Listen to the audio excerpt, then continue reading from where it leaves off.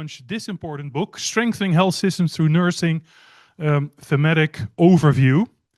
It's a book I'm very proud to present, also done for a large part with help from people in the TUB team of the observatory. Unfortunately, not some of them are here, couldn't be here, but nevertheless, a very important piece of work. And in this webinar, this hybrid webinar, we will discuss, of course, what the book can teach us, and especially focus on nursing and what are nurses, what kind of different nursing roles are there, but also what is the role of the nurse in health system transformation. We all know that we need to transform our health systems. We have workforce shortages. We need to look at ways to more innovatively organize our health systems. The nurse can play a key role in that. So welcome also to all our online people who are joining us online. We have a chat box that we monitor. My name is Ewout Verginnik and I'm the director of the European Observatory, moderating together with Matthias Wismar. And Nicole Mauer over here is monitoring the chat. So please do engage online as well. Matthias, over to you. Thank you so much, Ewout. I'm just making a couple of remarks to guide you through the afternoon.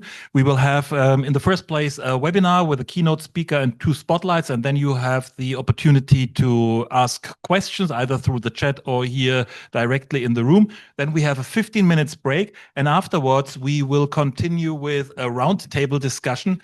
And we hope that the roundtable discussion is, of course, not confrontational, but also that we see different points of view, different standpoints, different ideas, that they really come to the forefront. So now that we are beginning, it's my great pleasure to invite Anne-Marie Rafferty. Most people will know her, but Anne-Marie, I need to say a couple of things about you, because I think your life contains at least 4 careers. You've been a professional nurse. You've been working as a professional nurse. You are a professional researcher, you are a professor, you also founded an institute, actually, you know. You are also very much engaged in professional association politics. You were the president of the Royal College of Nurses. And last but not least, she's a member of parliament. You are Baroness Anne-Marie Rafferty, and you are actually a member of the House of Lords since last year. It was since last year, actually. And you know, one of the things is I'm really worried because, you know, politics in the UK is at the moment very difficult. And I thought when I was watching the news yesterday evening, oh my God, hopefully she's not called to the house or something like this. And she said, oh, Matthias, I need to do it remotely. So we are so grateful, Anne-Marie, that you could make it and join us here in Brussels. And the floor is all yours. Thank you so much, Matthias. I'm absolutely thrilled to be here with you today, and thank you so much for the very, very kind invitation. What are nurses and how do we support and strengthen health systems?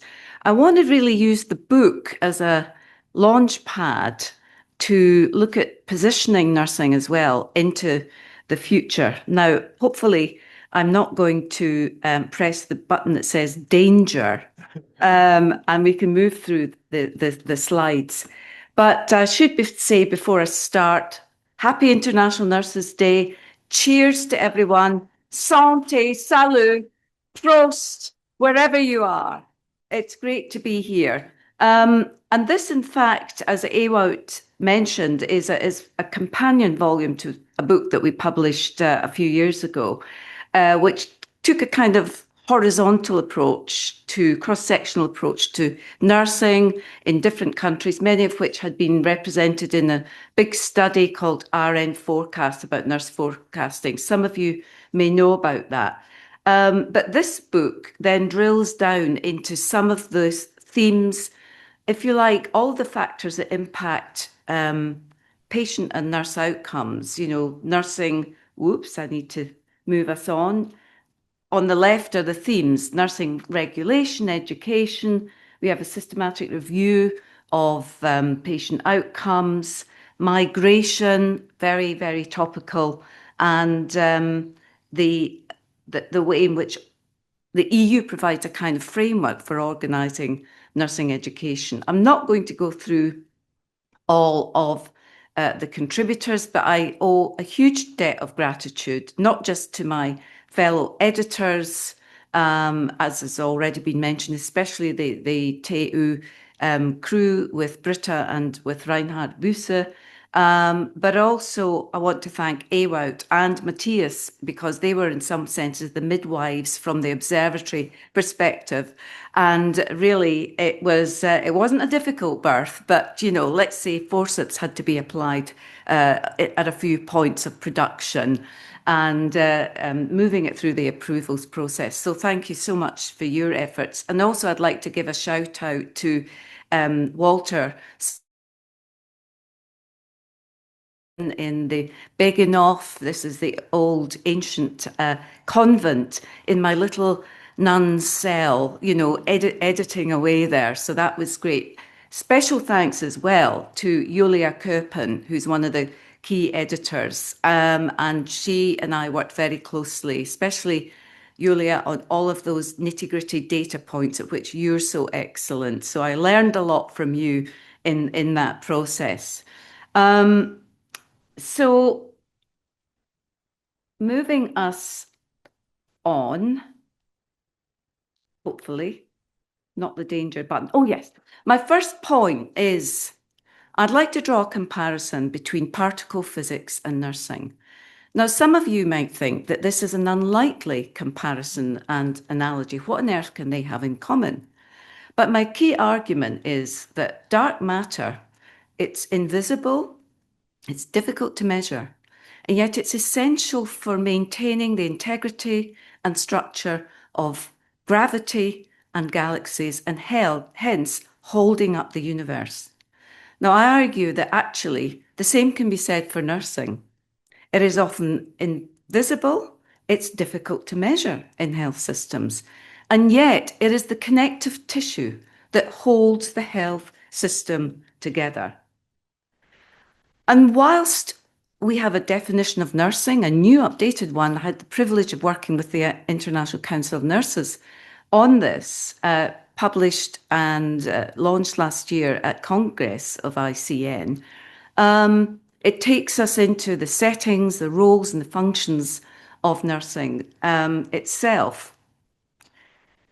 It's much more difficult to develop a single comparator in data terms for nursing, because, as we discuss in the book, the different agencies responsible for collecting health workforce data, and Maggie and others of you will be very well versed in this, Eurostat, the International Labour Office, and WHO, all have slightly different ways of measuring nursing.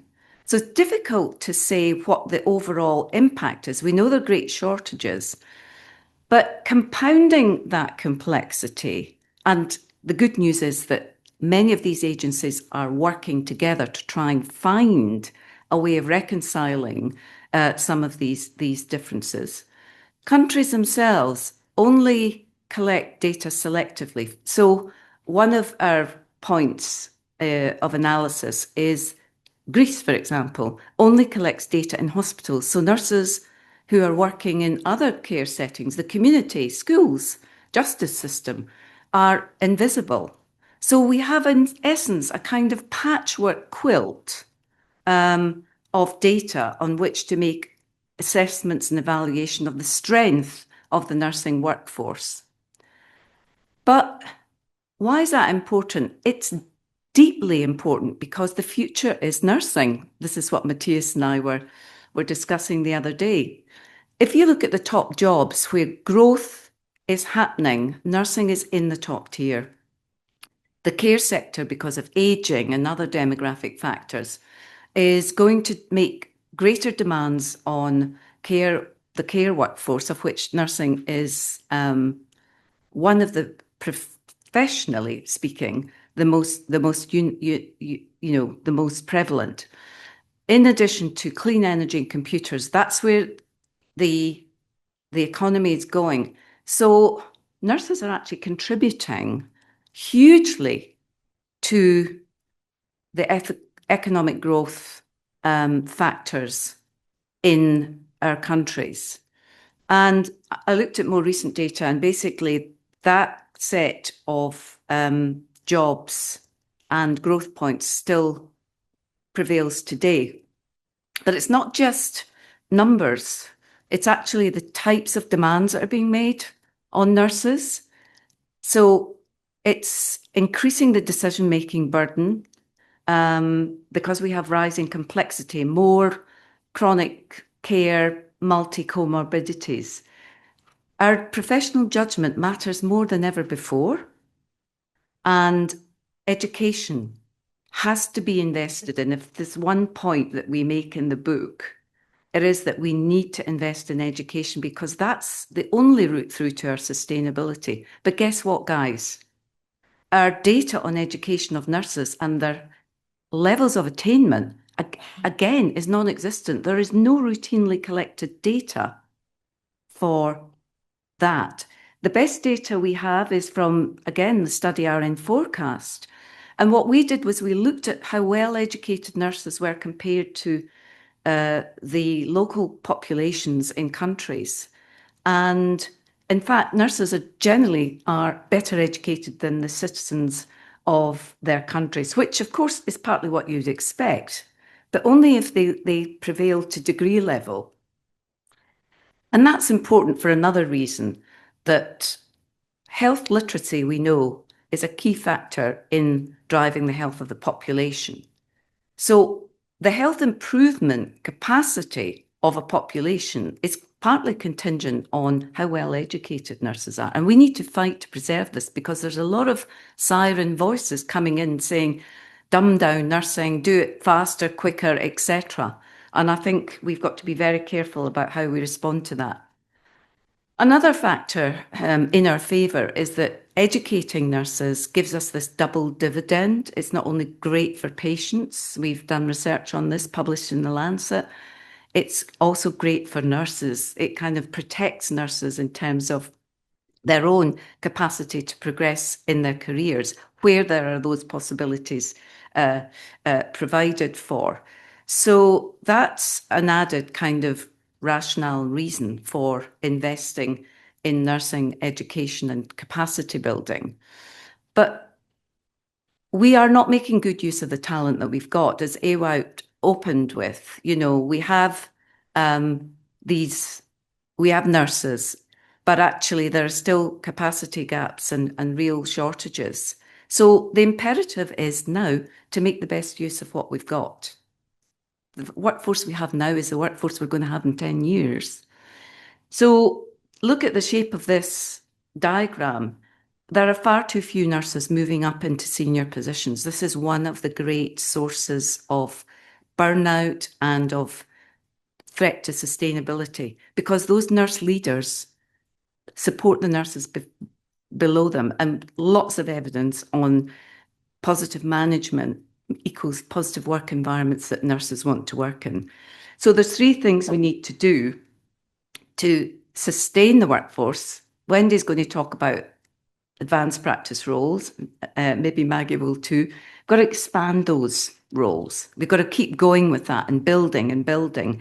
We've also got to look at the scope of practice and how nurses are being deployed, not compensating for the deficits in the system, but actually so they can work at the top of their practice and increase the quality and capacity of the support workforce. All of those things, though, moving parts, have to work together. And it's really interesting when you look at the World Economic Forum data on what do employers want for any sector. Look at this list: analytical thinking, resilience, leadership, creative thinking, motivation, technological literacy, empathy, and active listening. To me, and I would say this, wouldn't I, that all equals nursing. Nurses have these skills, and if we're not careful, they're going to take them into other sectors because they can. The risk is not only losing people from nursing, but actually that they walk elsewhere.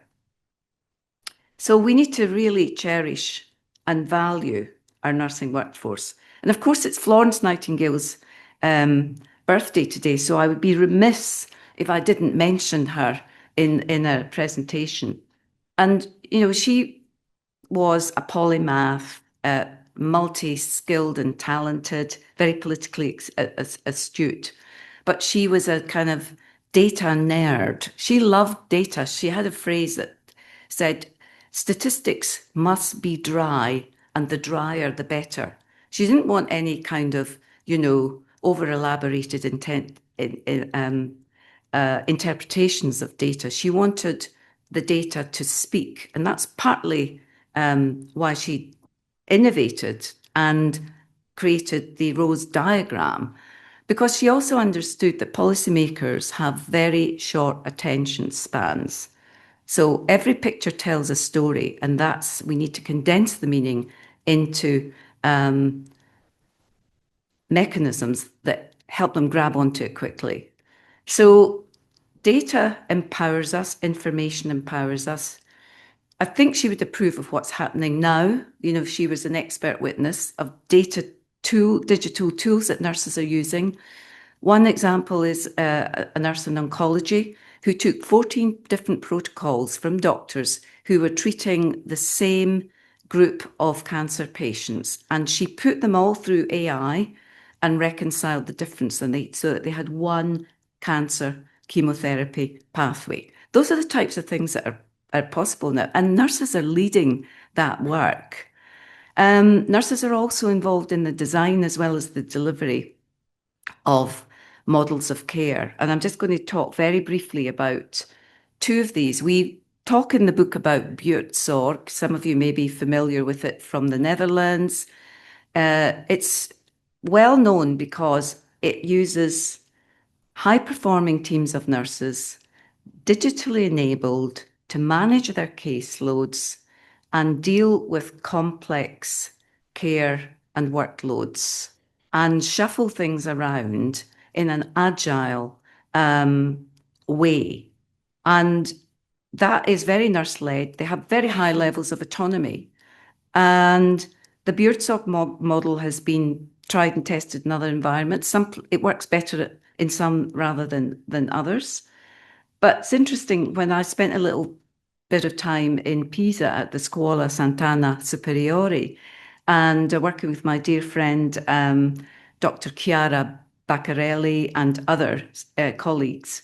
And this Tuscany has enabled and empowered its community and family nursing model to be able to use data to risk stratify their patients, and again to use this as a way to kind of deploy nurses to areas of greatest need. They have an incredible data reservoir that they analyse back at the Scuola, and this helps the service to be more responsive to the dynamic patient needs. So I think that's another way of nurses doing it for themselves, to quote Annie Lennox. But there's some way to go in terms of the nursing voice. And we see this slide from our in forecast. We could do better in enabling participatory models of decision-making in the organisations in which nurses work. And this is one of the reasons that nurses leave. They think, no one's listening to us, we're saying this, etc., etc. That is something that we really need to work on. And the magnet model that some of you may have heard of, is probably the most compact and well-known, which does encourage and embed participatory models of democracy in the workplace for nurses, with tremendous outcomes, both for the nurses themselves. They feel their voice is being heard. They are being listened to. It's interesting today as well, and Daniela, I have to credit with sending me the link to this, that nurses are, where they don't have a voice, and we talk about this towards the end of the book, after COVID, took, their destiny into their own hands. And there was an unprecedented wave of strikes across Europe and elsewhere. Nurses actually using their voice to protest. And today in Portugal, nurses are on strike. They've taken this threat and they are actually acting on it. So no longer are we going to wait. We're going to take power if it's not forthcoming. from the health system. So I think that's very, very interesting. He's a supporter of nurses on the front line and striking. It was an incredible moment where nurses showed, you know, not only solidarity, but they were so articulate with the media in talking about patient safety. And nurses are great storytellers, so the media were really, really very engaged. And this is why this slide is important. Here's our untapped power. Trust. We are the top of the trust hierarchy of all professions. That is our great untapped power and potential. And that is one of the reasons why when nurses were on strike, public support did not wane or diminish over time as governments had hoped. It actually strengthened because the public believes what nurses say, and it's been hugely influential in how to reach, during COVID and beyond, hard to reach groups, because we have that, if you like, social capital. People identify with nurses. And the same goes for political power. This is why,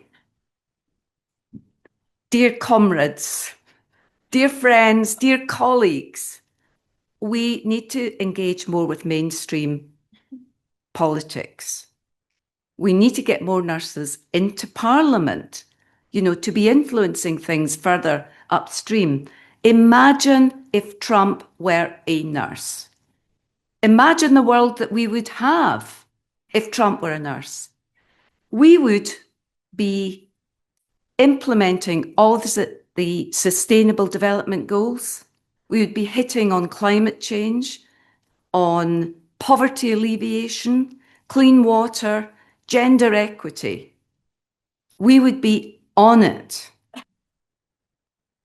We'd have a very well-funded health system, and we would be developing sustainable solutions for the future. Now, we have got to move and target, I think, mainstream and mainline politics as a force for good, because trust is, unlike politicians who write down the bottom, but I think it's interesting just tapping into my own experience. Nurses in Parliament our voice actually carries tremendous weight and authority. Politicians love to hear from nurses, and they really respect what nurses actually say. So there's huge, I think, untapped potential there. So trust is our superpower and our dark matter. And just if I can finish on one point, it's remember the power of your own voice, and please use it to make the world a better place. Thank you so much for listening. Big applause, please. Anne-Marie, thank you so much. That was really great to start shedding light on the dark matter. I think we already got a little bit of better idea what nurses are, what are the prospects of it, you know, where are also the barriers. Actually, you were making a very strong case for education and training, and I think not only the basic education, but also continuous professional development. And also, of course, the trust issue, which I think has come to the forefront in recent years, because, you know, it's so fundamental, important for our societies, not only for healthcare. Actually, thank you so much. We come back later on in the discussion and the questions from the floor and chat. Now it's my great pleasure to welcome Wendy Preston. Wendy, you have a very long career already in nursing, you know, starting nursing, ward management, but also moving into advanced practice nurse. And if I understand correctly, also as a nurse consultant, actually. And in parallel, you are also pursuing academic objectives. So we are really very interested to hear, you know, zooming in on one of the very important developments Anne-Marie has already pointed at. So please, floor is all yours. Very much for the invitation, and I'm very pleased to be able to balance a portfolio of roles of clinical, but also in the UK as being the Royal College of Nursing's head of nursing practice and workforce. Ooh. And my slides come out. Oh, there we go. Thank you. Thank you. Thank you. So I just want to say how proud I am to be a nurse today and all days, and happy International Nurses Day to all of the nurses in the room and out there. Nurses lead and transform health and social care globally. Today, I'm going to focus on advanced practice nursing, and particularly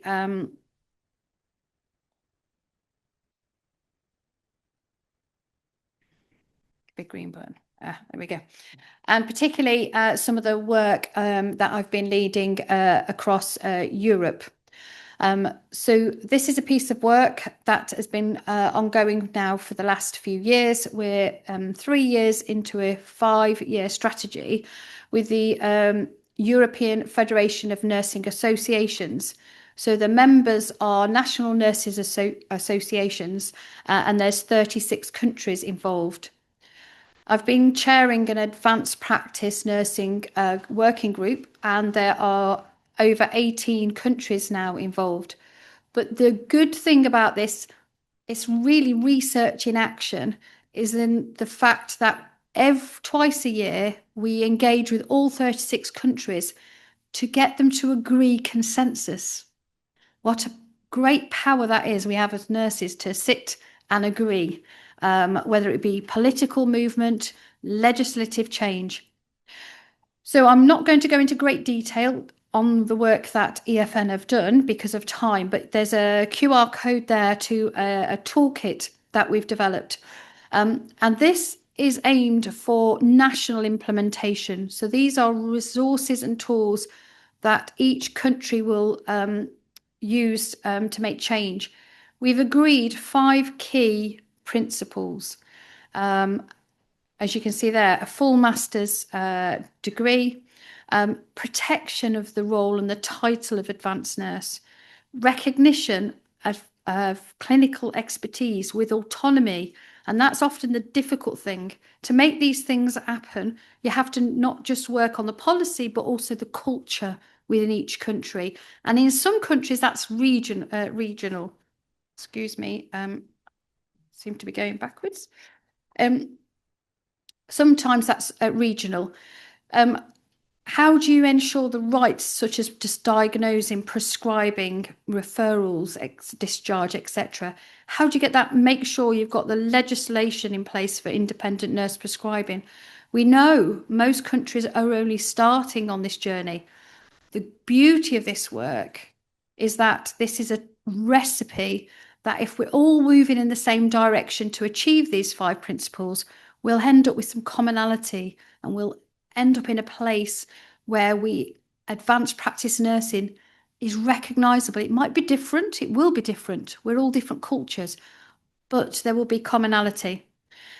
And we also feel it's important then to recognise those advanced practice nurses, have a system where they feel they belong, that they can have access to their continued professional development. They're ensuring that currency and level of practice. And that's one of the reasons I'm going to focus now on an example within the UK. So it's one of the reasons why I still go out in clinical practice at least twice a month. It is very difficult to be an advanced nurse on a 9-hour shift in the central rural England. I wear that attire because I might be in a farmyard on my shifts. So in the United Kingdom, we have a national 111 system where we provide out-of-hours general practice, so primary care. It's a multi-professional rota. So that includes doctors or an advanced nurse practitioner. It's not often that we work together. And if we do, we work on our own clinical competence.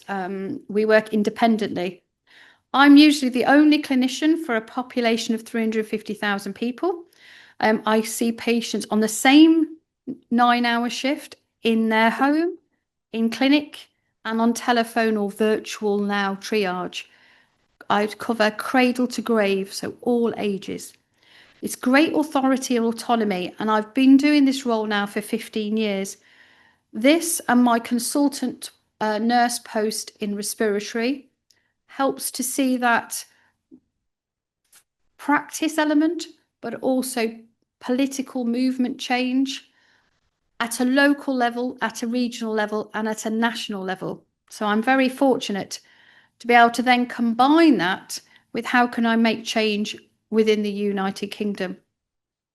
I just want to share with you an example of how we've taken some of that European work and put it into action in the United Kingdom. We've developed the Royal College of Nursing has developed the first ever UK professional framework for nursing. Well, you know, nursing's been around for 100 years. Surely there's been lots of frameworks. Well, there has. I've brought them all together in a new career framework portal, and we have over 140 in the UK. What they didn't have was the same language. So we've looked and we have actually got supportive and assistive levels for the nursing support workforce, and then enhanced, advanced and consultant level. Our definition of nursing is new, but it's also aligned to the ICN definition for nursing. And you can say all welcome to have a look at the work. The key thing is knowing that nurses work across the 4 pillars: clinical, research, education and leadership at the same time, all of the time. Most nurses don't realise they do that, but that's part of our magical power to do that. The other movement we need at a national level with advanced practice is ensuring that I am regulated and have been all since I've been an advanced nurse through our Nursing Midwifery Council. But what the UK are going to do is have additional regulation, have a part of the register that recognises advanced nursing. And that is part of that movement we want for Europe. And this is one way of showing how we can work collaboratively with all organisations. And the Royal College of Nursing have worked collaboratively with the Nursing Midwifery Council to influence regulation. It's been a long time and a long time coming, many decades. But within the next couple of years, we will have regulation of advanced nursing within the UK, and then we can achieve the full 5 principles that we've set out as part of the EFN work for Europe. Thank you very much. Thank you so much. Thank you so much for taking us into the reality of advanced practice nursing and what nurses can actually do. Can I ask you something very briefly? The COVID-19 experience, has it strengthened your calls for autonomy, empowerment, and authority? Because I think many health systems have made experience that health professionals can do much more than the usual scope of practice. They can be of help. Was it a boost for you? Yeah, it was definitely a boost. And because we had we think we've got 40 to 50,000 in advanced practice nurses in the UK. Because it was very established, those advanced nurses were the nurses overnight that set up when we had the vaccination clinics. They were able to set up the critical care units because that nurse leadership and having the knowing what needs to happen and the authority it really, really helped. So it was a great benefit. Thank you so much, Wendy. And I think this is a topic we will probably come back later in the discussion. And now it's my great pleasure to invite my dear colleague, Maggie Langens, Margarita Langens, if I may say. Maggie is a Canadian trained nurse, actually, and you have worked in many, many settings as a nurse, but then also in academic settings. And eventually, I think for 15 years now, you're with WHO and you're kind of regional advisor for nursing in WHO.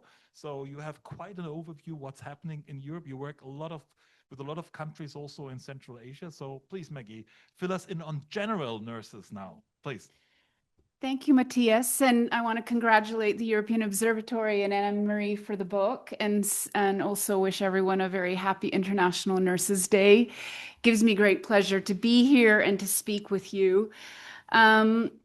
if we're to speak about the role of nursing in health system transformation, I think there's a lot to say, and Wendy's done a great job at talking about advanced practice nurses, but I really want to draw our attention also to the generally trained nurse.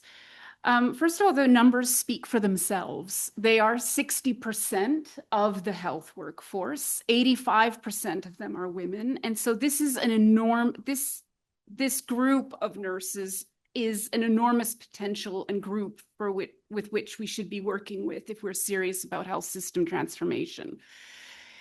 The second point I want to make, and Anne-Marie, you've already sort of alluded to it, and I know you've done a lot of further work with my ex-dean at the University of Toronto, is that actually general nurses have been doing this for centuries when we're talking about general nurses. Specifically, over the centuries, they've been critical at transforming health systems, whether it's been introducing the emergency cart that we have today. That's a general nurse who brought that all together, or the ostomy bags that we take for granted and have allowed patients to walk around. That's again a general nurse that brought together that idea.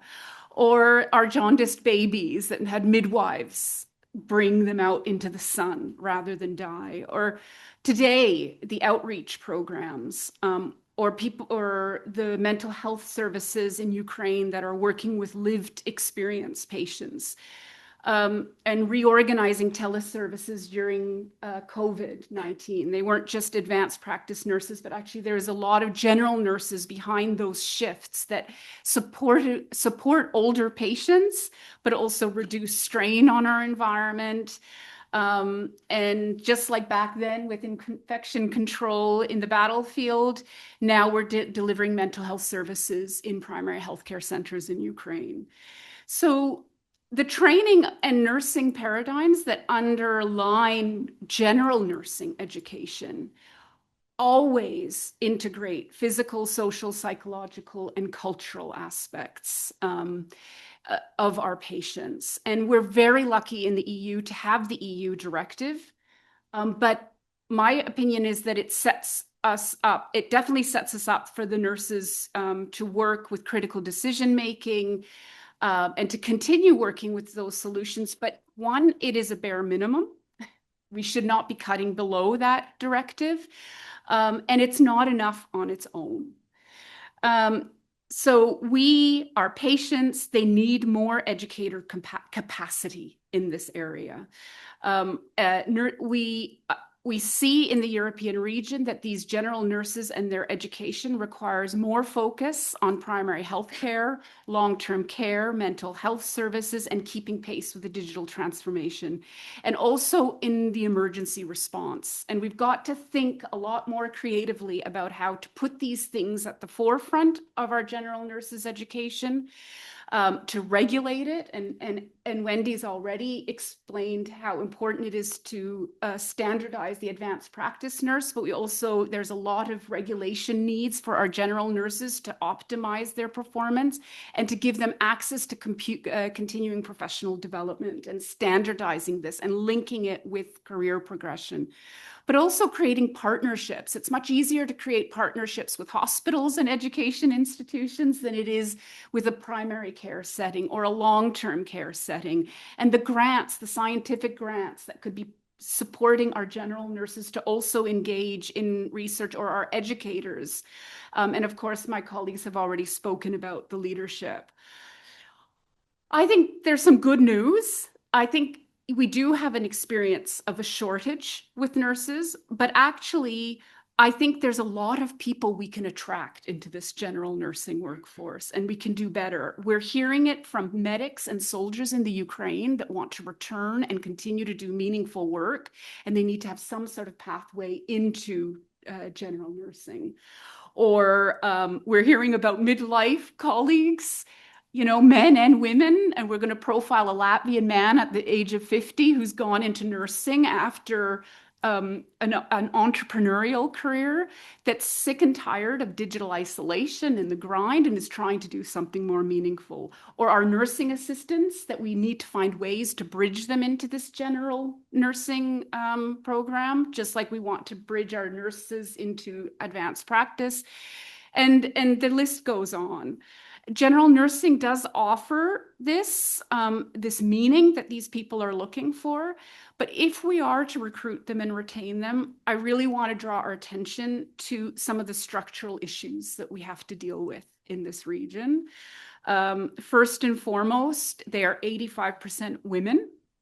And there are dynamics that influence the woman's life cycle that, if not acknowledged and not supported, make it difficult to retain this workforce, but also difficult to attract men into this workforce. If we are to keep our staff, our patients, our borders, and our environments safe, it's important to address the workforce well-being, and WHO has also launched this new report showing that our nurses and our doctors have mental health and well-being issues 5-fold that of the general population.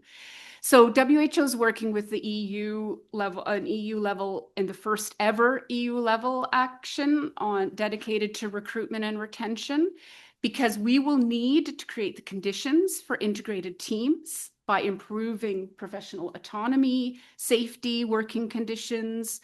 The nursing action supports countries to ensure nurses fully participate in multidisciplinary teams and are not just gap fillers. We need to understand skill complementarity, and also the nursing action is working to do this with data, evidence, and dialogue, really working with our partners, EFN, ENSA, EFNMA, and HOSPEAM and EPSU, to really understand where different professions collaborate well, but also where they don't, and how to redesign the roles for all of to better coordinate and integrate patient care. And we need this psychological safety, this attention to psychological safety, so that we can tackle what we know to be a very high rate of violence and gender-based violence.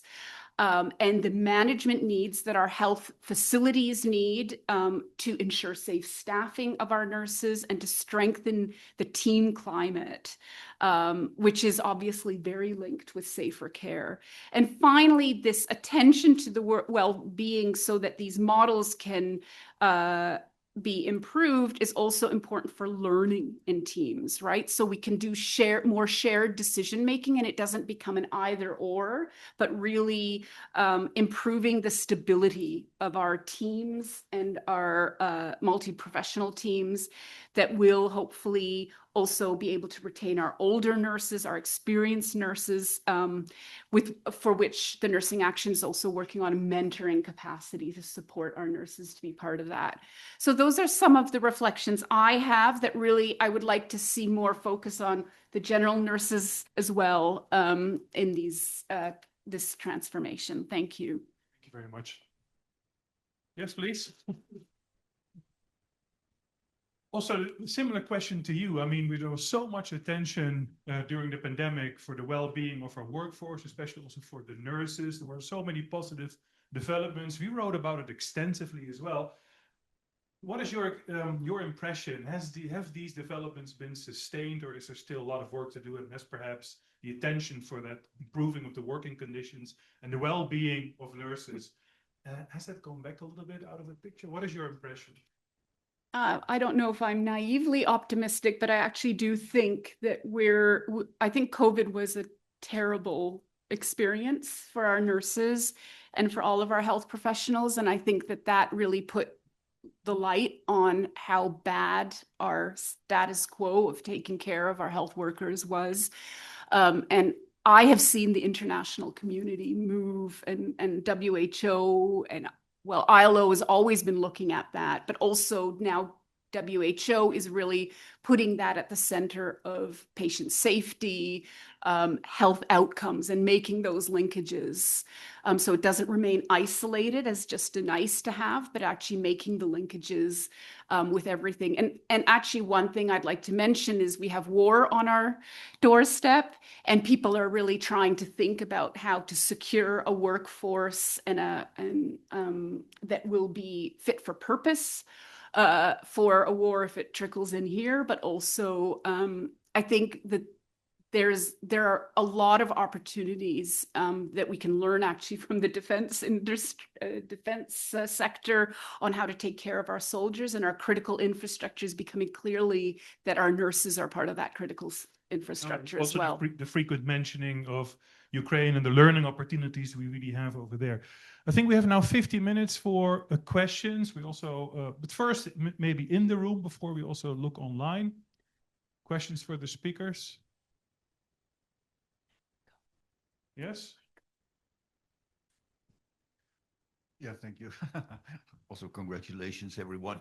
They're their own European specialist nurses, and really privileged to be here and here also see your intervention. The one just give it with one question over to Anne-Marie. We also talk a lot about education, training, certification, but what I also hear is providing tools. So, like for example, we expect someone to write, but we don't authorize them to use a pen. So that's also a bit of the tools, the autonomy. That's also what Matthias referring. So the autonomy, the authority, but also including in the program managers. So that needs to be included at political level, but it needs to be effectuated. So can you respond on this? Shall we see if there are more questions? Yeah, and then we gather a few and then... Oh, yes, Maggie, you have to leave. Yeah. Okay. Oh, you have to... Bye. Thank you very much. Good afternoon. My name is Elena Val. I work for the International Organization for Migration. I stand maybe. Thank you for your presentations. I wanted to hear from you a reflection about the migrant health workforce, the nurses that are coming from countries outside the European Union, but also the mobility within the European Union of nurses, and indeed their level of need for training, vulnerability, but also added value that they bring to the health workforce with their diversity. Thank you very much. Is there another one? No, then let's first answer these two questions and then we check online. Yep.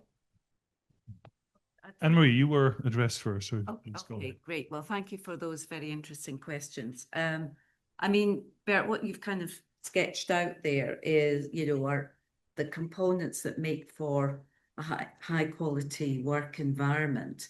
And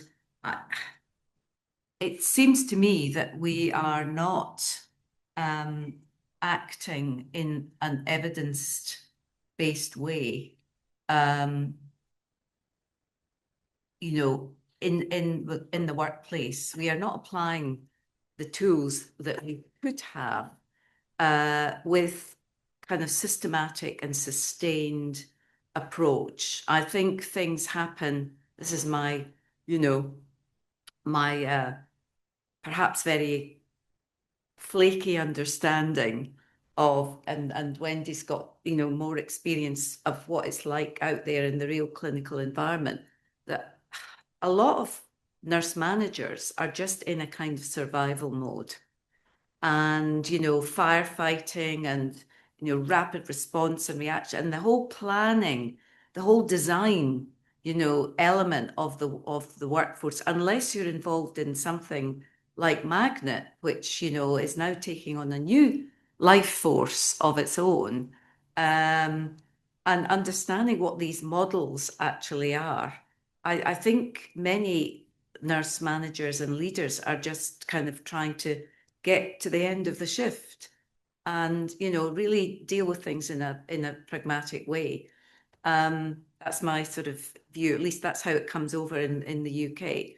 I mean, the point on migration is very well made, and we have seen in some areas, first of all, we don't have a sustainable plan. That's what it comes down to for the other question as well, for growing our domestic workforce. And COVID brought that home very loud and clear, and any threat from a war situation will just intensify that even more.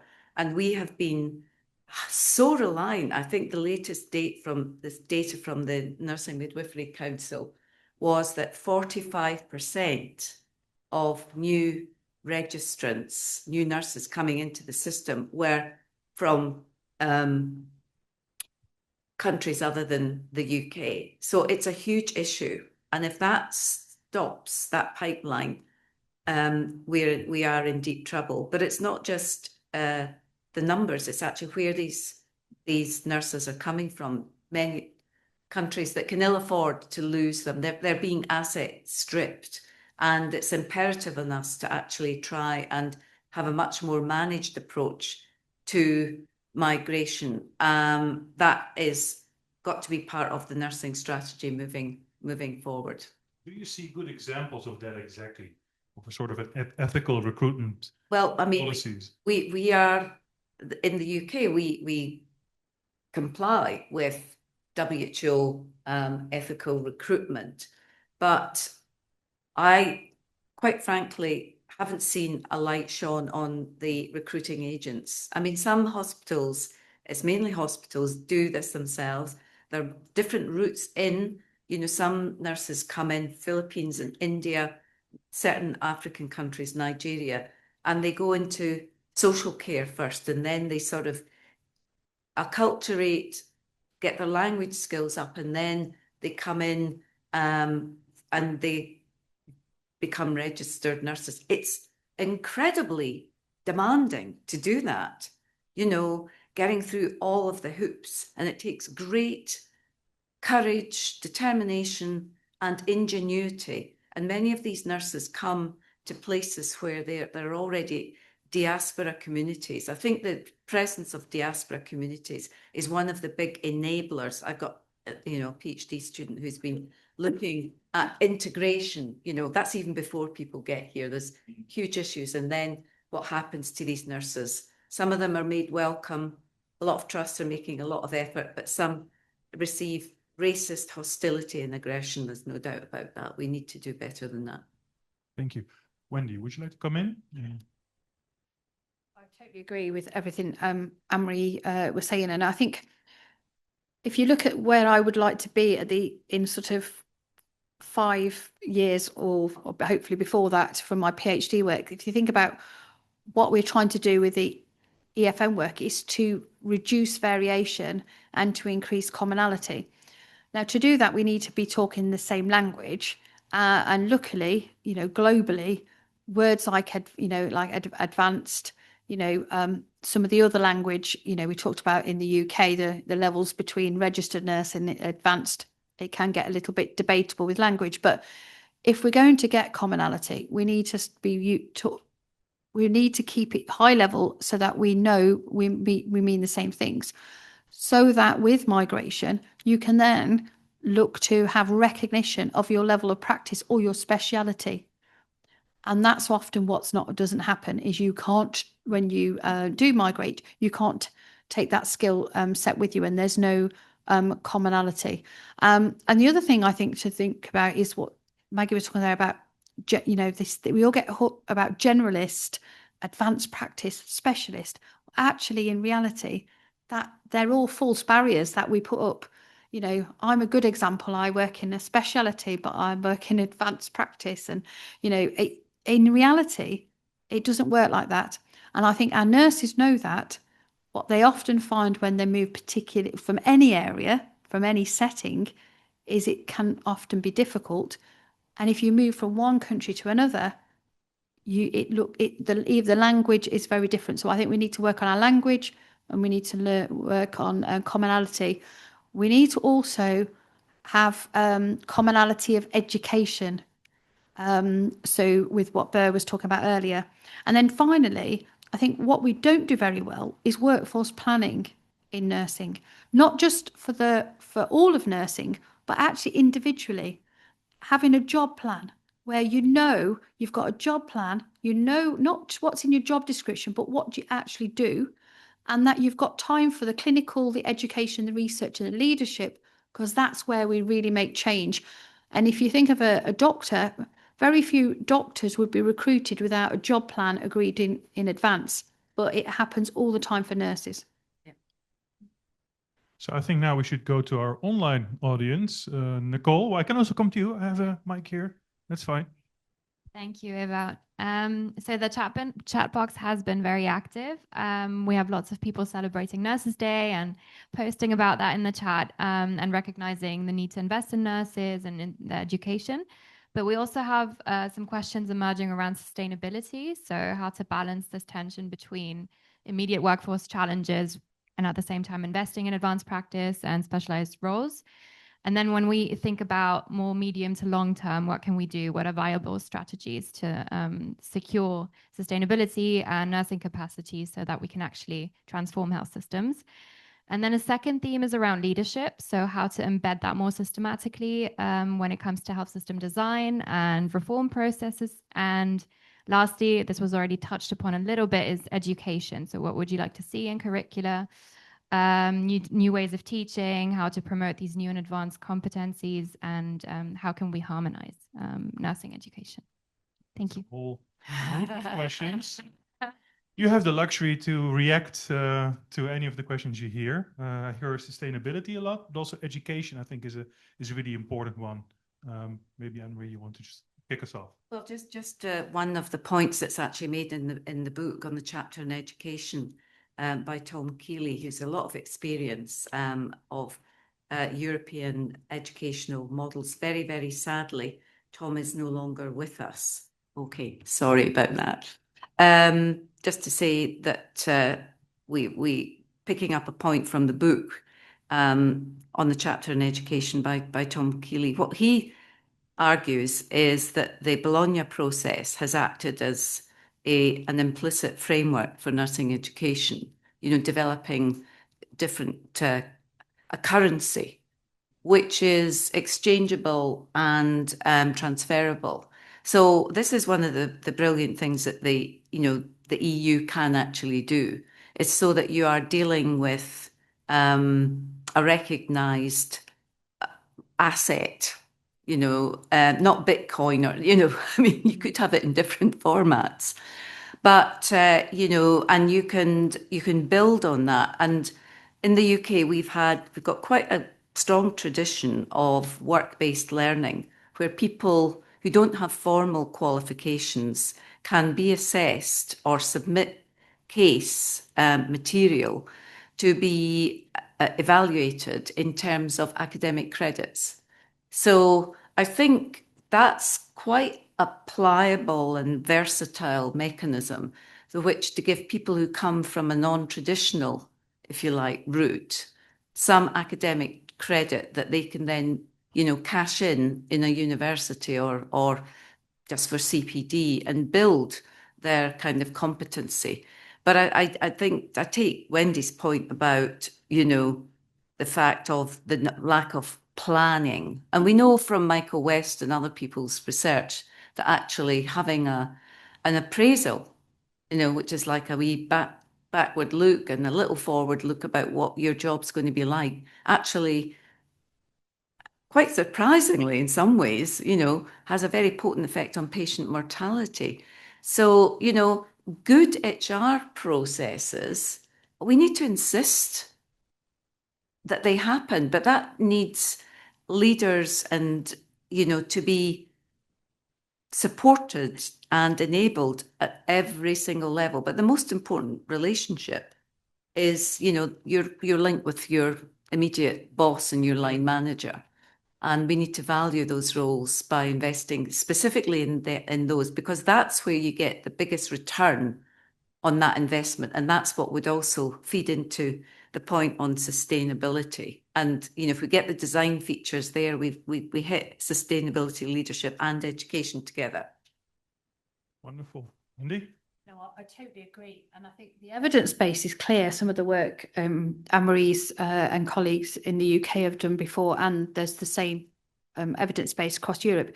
If you get your nursing workforce right, then you prevent harm. It saves money.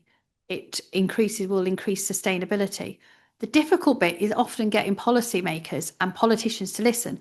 And you talked about war earlier. Unfortunately, in times, what nurses are really good at is taking those times of crisis to make them as opportunities to influence. So some of the countries that are in, heavy war preparation are using that to try and, improve their legislative power for their nurses, for example, with prescribing. Advanced nurses actually empower that neighbourhood care we heard about earlier, and those nurses can lead care in their own communities, and not just advanced nurses, all nurses. So I think investment in power and using opportunities like we have now in the difficult times to influence political change is important. Jump in there. Yeah, sure. Yeah, Go ahead. well, just to reinforce the point, if Trump were a nurse, really, things would be God different. forbid. But because he's not, and think of all the negatives that have flown from his presidency, that's why we need to get more nurses influencing politics, actually in the front line of politics itself. And my own belief is that nurses are listened to when they're in front of politicians. Politicians love photo opportunities as well with nurses. And every politician knows a nurse, and it's to mobilise the political support, at every level, constituency, right up to the national level. We've got to do it and amplify our voice. Thank you so much. And it's time to wrap up the first session. And I think, Anne-Marie, unfortunately, you will need to change some of your slides because the dark matter has become much more colorful now. We do see even faces to the dark matter. We see careers, we see skills, roles, trainings, and all this kind of stuff, but also, of course, all the issues and the problems, which are which the profession is afflicted with, and which evidence-based nurse policy is struggling with. So thank you so much. Big applause. And I think in the second session, when we have the roundtable, many of the topics you have already touched upon will reappear. Thank you.